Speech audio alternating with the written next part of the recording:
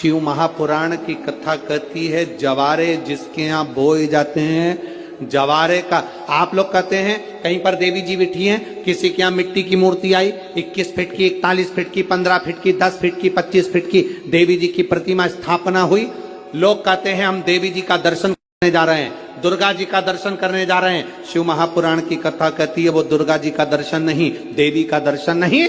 नवरात्रे में जहां जवारे बोए जाते हैं वहां मात्र आप पांव रखते हैं तो अपने घर में से क्लेश दूर हट जाता है, अहंकार दूर हट जाता है, अभिमतता दूर हट जाती है, तकलीफें दूर हट जाती है। जिसके घर में जवारे बोए जाते हैं वहां से अहंकार, काम, लोभ, आसक्ति, वासना, तृष्णा और दुख तकलीफें दूर हट जाती है। तो जवारे का मूल का तत्व आनंद सुख